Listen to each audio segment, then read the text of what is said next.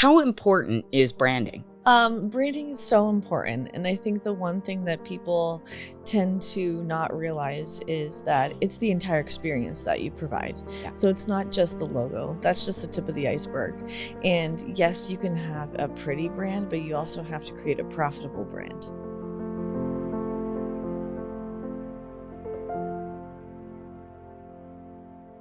Hey, everybody.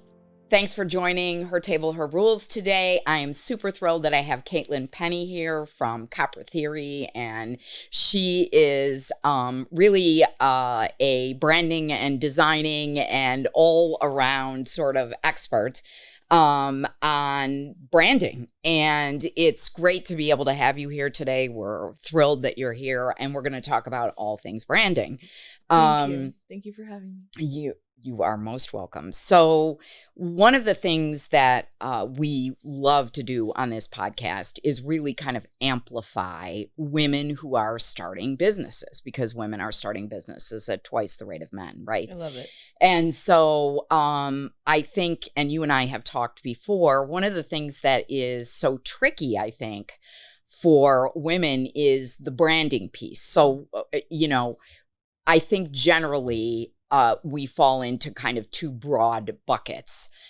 One is people who are really aesthetically driven. And so the branding piece of their business comes very naturally to them. And then there's other people like me who who are not aesthetically driven necessarily to be able to be the doing of the branding, right? Okay. And one of the things that I see is we're in a very hyper branded world.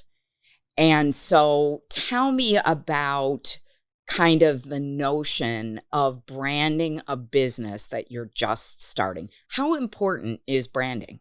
Ooh, okay. I'm so excited. So if you didn't know, this is my thing. Branding is so important. And I think the one thing that people tend to not realize is that it's the entire experience that you provide. Yeah. So it's not just the logo. That's just the tip of the iceberg. And yes, you can have a pretty brand, but you also have to create a profitable brand. Yes. Mic drop. Exactly. Okay, I'm done. All right. So I think when we're working on brands, depending on what stage in business you are, you want to start, you sort of focus on everything that needs to be perfect. Yeah. And what a lot of people don't think about is the fact that you evolve as a person, and then your brand also evolves with you. Yeah. And so it's good to pay attention to all of that, but it's not just about being pretty. It's definitely going to attract a certain audience. Yeah. However, how do you use that brand to actually make an impact?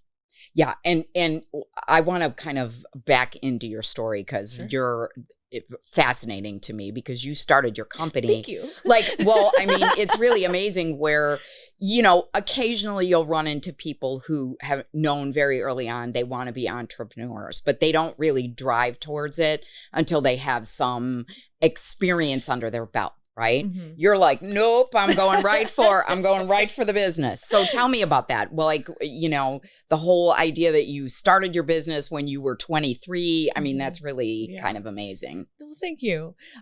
Yes, just like this podcast, I was ready to fly. And so I got my BFA in graphic design and fine arts, and I graduated the day I turned 21. It was kind of my birthday present to myself. And I spent some time in the industry in print and consulting firms and media firms, but I always knew that I wanted to be my own boss. And I always knew that it was going to be something creative. Bless my parents' hearts for believing in me, right? Thanks, Mom and Dad. I'm very good at drawing. Yeah. So I went to graphic design school and was like, okay, I got this, right? Yeah. And I started out as a girl who could design logos and print some business cards for people at 23. And then it has now morphed in the past 9 years to, is that the right math, by the way? 20, I don't know, 23 or 24. Don't ask a lawyer to do math ever, well, Caitlin. Don't ask the art girl to do math either. But it's now morphed into a full boutique design and strategy agency. And so, we are a marketing firm. I just don't like calling us that. I call us a brand strategy and design studio. The reason meaning is because no one knows what marketing is anyways. And so I just made it whatever word that sounded better. It'll change tomorrow probably. But we do have a team of 6 now, and we only work with purpose-driven brands.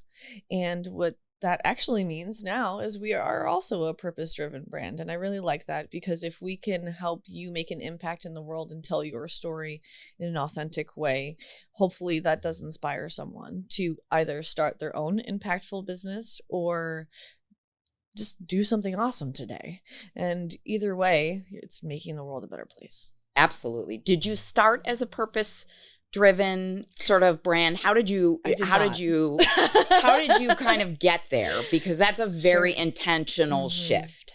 Absolutely. So just like the girl who did design and business cards, it was me wanting to do logos. I actually worked for a lot of real estate agents and did their designs and brochures and things like that. But what I realized was that I didn't want to be a vendor.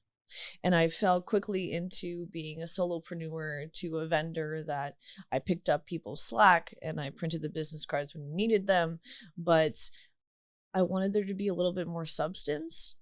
And so that required me to start building a team. And no, it's not the first team I built. That's probably the hardest thing I've ever done in business, is build a team. Yeah.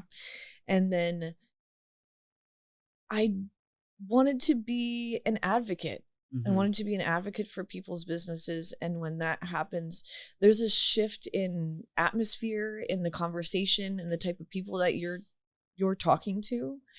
And it's just better conversation all the time. Yeah. And so I get to learn about your story. I get to learn about you on a personal level. Yeah. And so we do a little bit of personal branding and then a little bit of, business branding, but most times they overlap.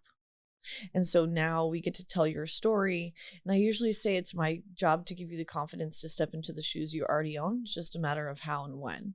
And so I love to maintain those personal relationships with our clients because of that.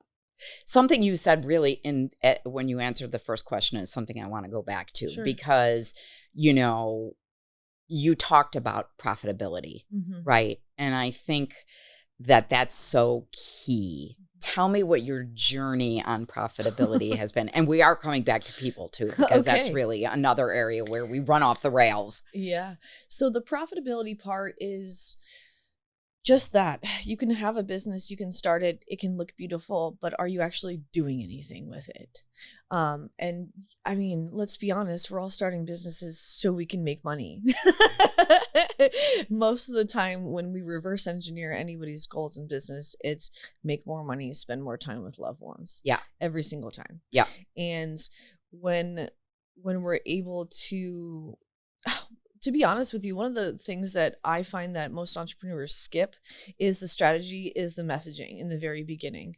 When you start to build a business, you have to build the foundation. Usually I use the analogy of building a house, right? You have to have a steady foundation before you decide what color the nursery is going to be. Yep. And so a lot of people skip to the pretty pieces, but then don't have an actual strategy when it comes down to it. And then they're sitting there like doing these Insta tactics is what I call them. Yeah. Throwing spaghetti at the wall, hoping that something sticks. Yeah. And then wondering why, like, oh my God, nothing's working. Right. It's because your brother, sister's girlfriend's running your social media. It's because you're doing what Instagram told you to do yesterday, but you aren't actually abiding by your own brand pillars. Yeah. And you're not following that foundation. So we decided to literally not move forward with you if you do not have a strategy because of that. Yeah. Because I was tired of being the person who built a website. Yes, it's beautiful. You're welcome. Have a great day. And then I would never hear from you again until 30 days down the line. You'd be like, hey, Caitlin, why are we not millionaires yet? Yeah. And I'm like, wait a second. There's something missing in every situation here. And so I put my foot down and said, we're building a strategy. You either come to us with one, we take a look at it. I guarantee that there's something we skipped or you haven't revisited in a while, or we're going to build one for you. It's your choice to take it and run with it or have us work with you to make it work. Yeah. So a little bit more, kind of personally on that. So, when we were laughing about the lawyer and the art girl not doing math, right? One of the things I was thinking about is you certainly didn't come out of your 23-year-old self understanding that, your financials, right? No. So at what Not at all. So at what point did that happen, and what pain sort of preceded that for you to kind of say, okay, now my business, I have to run it for profitability as, the standard. Right. Yes. So I have never been good at math. It's okay. Worst subject ever. I'll admit it. So yes, it was a struggle in the very beginning because I didn't have a fund that I was putting towards this. I didn't really know much about business at all. Just my parents, I think, owned businesses here and there, but, it's not like I had a family of entrepreneurs that I was following and looking and leading, or, you know what I'm saying? But, yes, absolutely. Yeah. So I definitely made a lot of mistakes. Yeah. And every time I made $1, I put it back in. Yeah. And I didn't get grants. I didn't even know what a grant was at one point. I didn't know that you could get a loan for business. I just literally rode the day job train for a little bit too long, quit my day job twice before I was like, I'm now running out of hours. And I realize now that I can make more money doing this business instead of working at a day job. And so I started to figure it out. But I definitely got myself in some trouble along the way. I've been trying to build a team. Turns out you have to pay them, Right. Which means you need revenue. See how that goes? Right. And so sometimes I would get a little bit too ahead of myself on that. And so I had to make it work. I made it work. I figured it out. Right. Don't ever make that mistake ever again. And, I felt bad because I want to take care of people, but I had to scale back, I scaled forward. And then I got a business coach specializing in finances and scaling the company, which is the best thing ever. I've had business coaches. They were more on the mindset side of things, the more on the foundational pieces of building the business, but not necessarily looking at my P&L sheet or tracking how much I'm making on a quarterly basis, keeping me accountable, and then literally breaking it all down to what I should be doing this week. Yeah. And so now I can see it in a more in a bigger perspective, rather than just saying, well, I hope this quarter is a good one. Yeah. That's one of the things, as I'm starting to do more coaching, that I think is really important, is really having discipline. First of all, I love that you said coaching, and we talk to coaches on here a lot. We talk about coaching a lot. I think it's so critical. I'm going to beat this drum, that you have coaches, masterminds, and that they meet you where you're at in your business. Mm-hmm. So if you initially needed more of a mindset coach, that's great. Then you have to, add the financial discipline. I might start the other way. I may say you need the financial discipline first. But, I think it's more natural that when you hit a wall, what you're hitting is a wall of mindset. Even finances is a mindset wall, right? Absolutely. Yeah. Both are super important. And I think I've definitely had a few come to Jesus moments in the past 5 years or so in business. And it was, are we really going to do this? Yeah. Because let's be honest, Caitlin, we know what we're bad at. Yeah. And we know what we're good at. Yeah. But to have that conversation with yourself is a big deal. And sometimes people aren't ready for that. No, that's true. All it means is you probably should outsource some things, right, or delegate some things that you're not an expert at. Absolutely. But I'm a huge advocate of having a coach, and it just depends on what you need at the right time. And I think doing a brand assessment or doing a business assessment first is always great. And you have to find somebody that you vibe with. Absolutely. It is a very personal relationship. It's like picking a gynecologist, right? It really is. It's very personal. Vibing is important, right? So I think that's really, really critical. And that's going to change through the trajectory of your business. You might need one type of a coach, and then when you hit another friction point, and as you begin to scale, you find your friction points, it becomes a lot more noticeable, right? That this is a friction point. And I don't think that's a bad thing. Absolutely not. No. But when you're a perfectionist. Yeah, I know that. And that's something, I mean, that's really true. One of the things that you said again, early on going back, is you said the hardest thing you've ever done in business is building a team. Mm-hmm.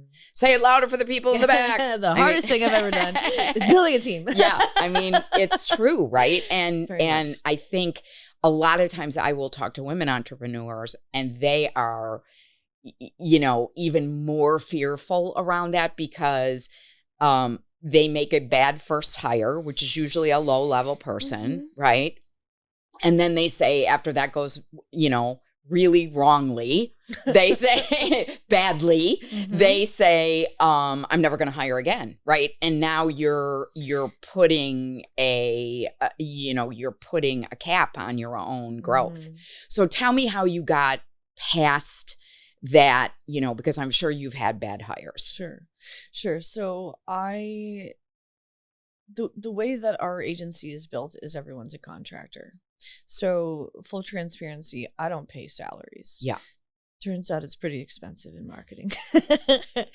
But what I wanted to do as part of making the world a better place is being able to uplift other entrepreneurs. Yeah. Specifically women. Yep.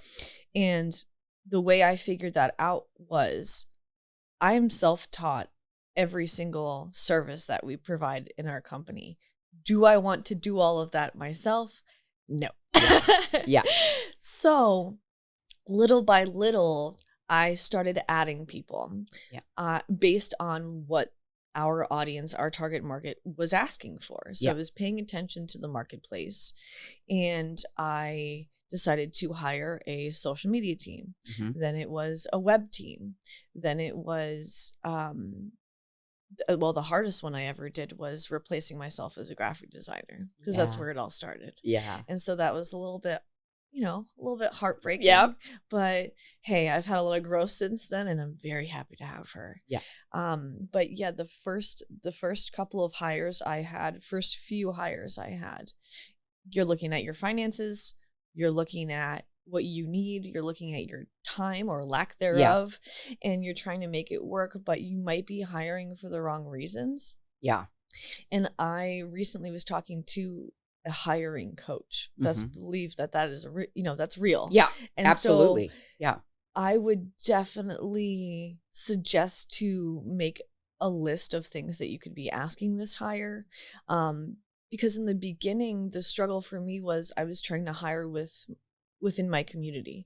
And I don't think that there's anything wrong with that, but I leaned a little too much on the personal side. Yeah. I think I was trying to give people a chance. I was trying to hire a couple of different people that were straight out of college. And I love it. I wanted to give them a chance, just like I was given a chance. But when you're trying to build a business, you've got to separate those two things. And it took me a little bit too long to realize that, I'll be honest. But I mean, we're all human beings, right? That is one of the things that I think nobody really has talked about that yet on, in all of the podcasts that we've done. I mean, we talk about the challenges of hiring, but we don't talk about how we're coming at it. And I think if you are a woman who is feeding other women entrepreneurs, and that is part of your mission, right? You are going to have those situations where you're giving people a chance that maybe are not at the level that you need for your business. Now, you can get them there, but it takes a huge amount of lift on your part. And you have to decide, hey, is it worth my time, energy, and dollars out the door to produce that lift in someone else? Do you have the capacity to do that right now? Yeah. And sometimes you get stuck in that. Yeah. And, you want to, but then... I mean, and people will disappoint you. Right. And, I know in some of the instances where I've had the most lift and the most amount of mentoring given, the pain, the smack on the backside was the hardest, right? Yep. Because when that person leaves or does something, that's not quite right, right? And you have to let someone go, that pain is, It's not right? a great day. It's still not fun. No. It's never a fun time. No. But you have to, those are the lessons, right, in hiring. But, and I want to go back to something you said with building your business on independent contractors. And there are certainly some legal issues in states where that is not a good idea. California, I'm talking to you. But we're not in California right now. So, but I mean, there are all kinds of ways to build a team. And we've talked before on the podcast about accessing fractional labor. So what you have is you have people that are independent contractors, specialize in a particular service.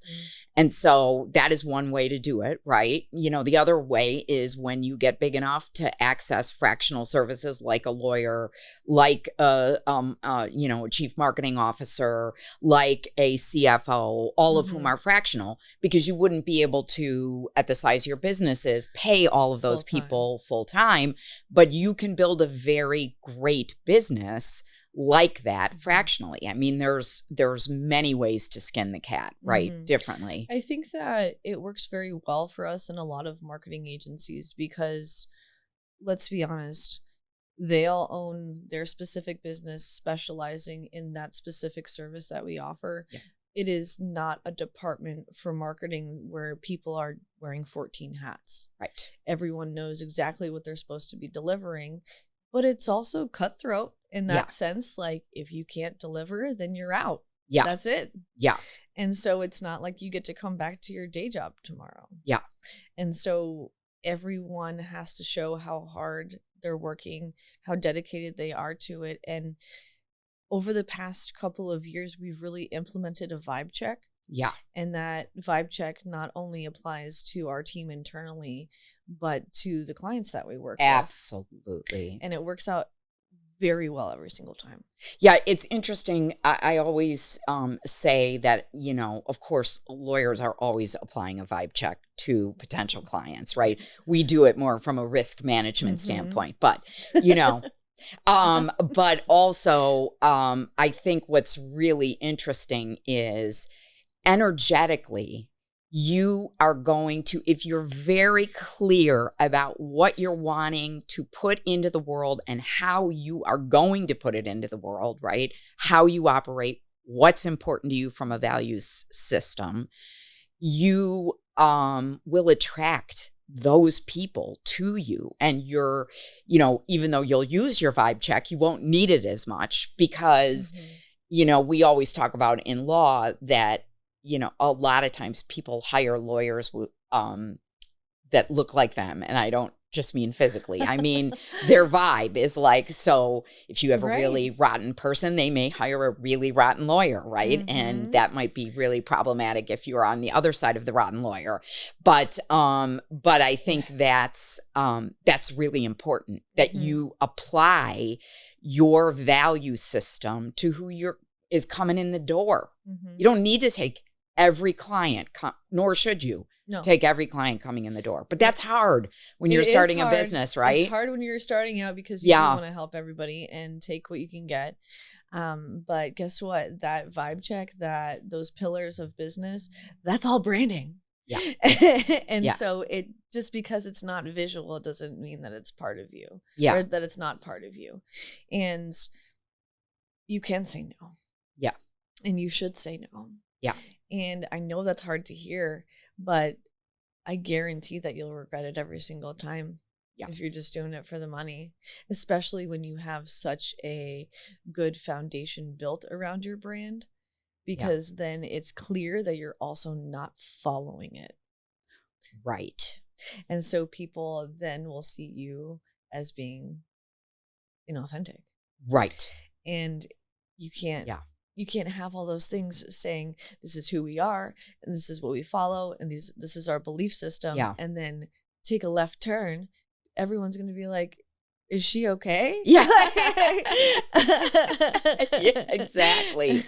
One of the things I wanted to ask you is something we've talked about before, and that is, when you begin a business in this sort of modern digital era, it's the digital footprint is everywhere. And some people don't really, that's not their thing. And they want to eschew the digital footprint, right? They're much more concerned, And so I asked you when we met about a month and a half ago, I said, can you create a brand without twirling?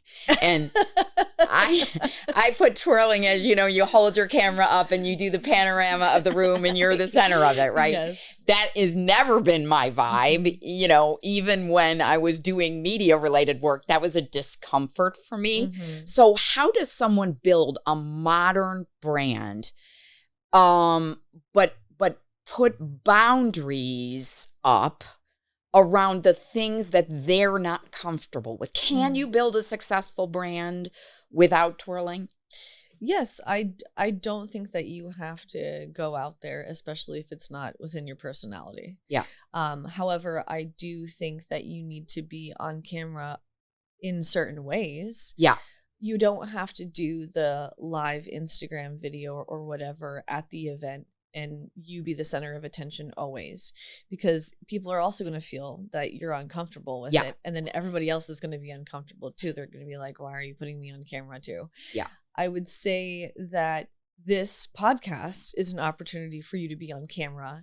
We are on camera right now. And you also have audio. So it's not like you're hiding. Right. You cannot run a business if you're going to be a wallflower.